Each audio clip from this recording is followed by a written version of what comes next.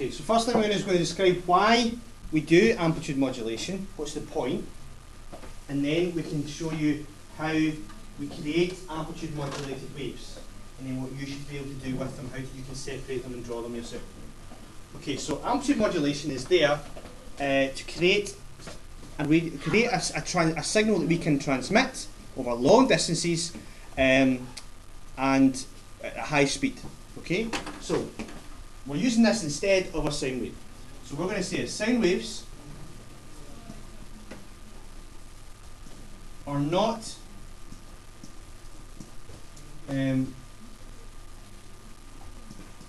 useful for sending information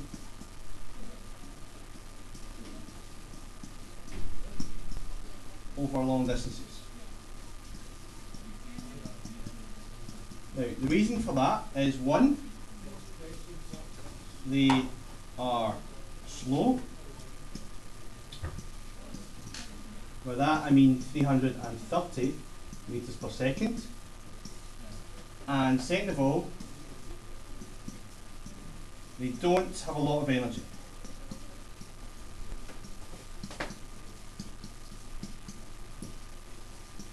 In other words, that they degrade quickly, which means they can't travel that far. They degrade quick. They go to nothing very quickly. They lose their energy very quickly. They don't have a lot of energy, so they degrade quickly. They lose energy. They can't send them over long distances. It starts going to zero. I think too many things interfere with them as well, and they're not great. There's too much confusion. You could probably put that down as well. Number 3 is that with all these loud sounds, there's too much interference.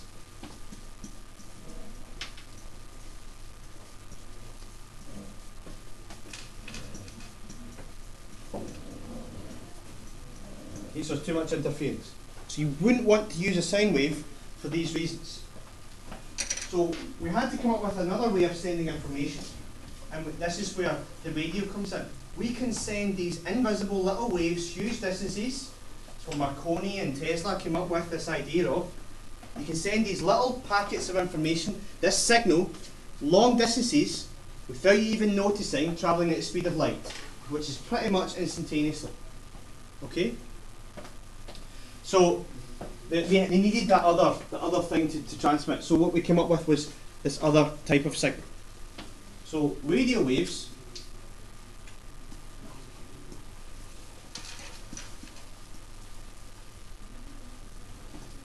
can travel long distances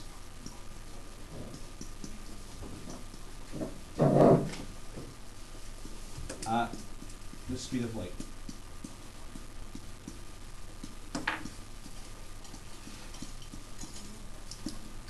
Which is 3 times 10 to the power 8. What we want to be able to do is combine our sound wave and our radio carrier wave, which is called, to give us a signal that we can use to send information, to send voice over long distances very quickly. Sorry. It's twice. So we wanted a way.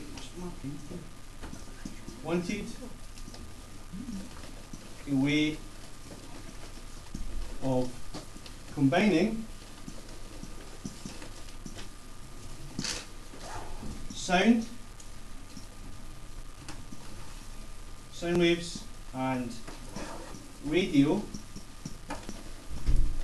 waves to send sound over long distances.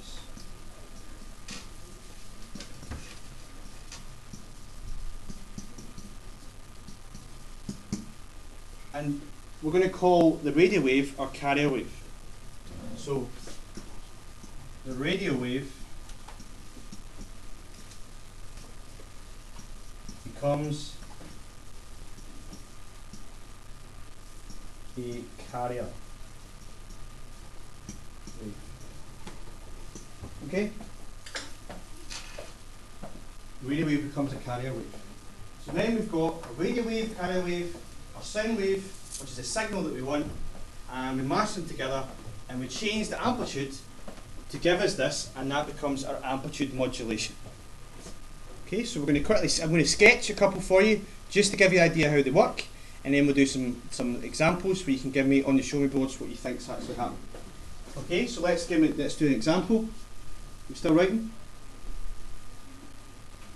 Can I move on? No? Copy the person's next to you if you can't see it. Okay, so for example,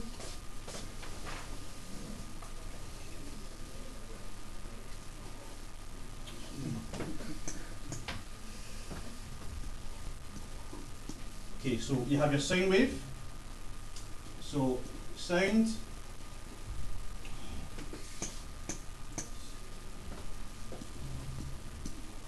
wave plus carrier wave, and that equals our modulated wave.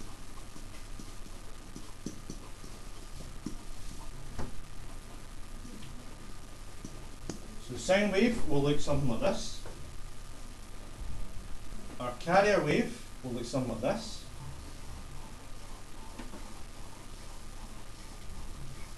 And our modulated wave will be then put together, will look something like this.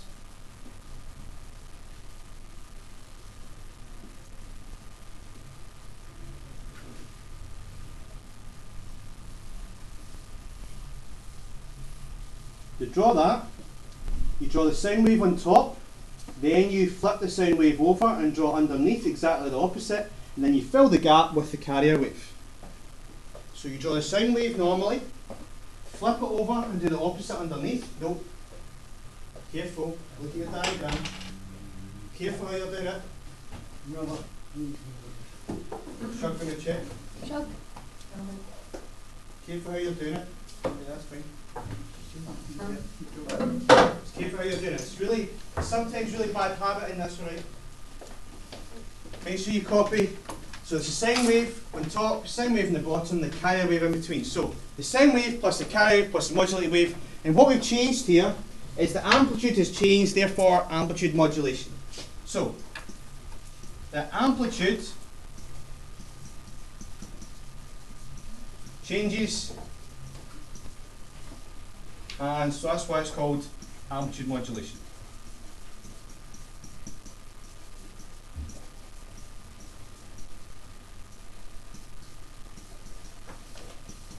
Okay, that's your amplitude has changed in your modulated wave, so it's amplitude modulation. Now I'm just going to run through a couple of steps how you draw this and how you would deconstruct it, and then that's us got our amplitude modulated wave.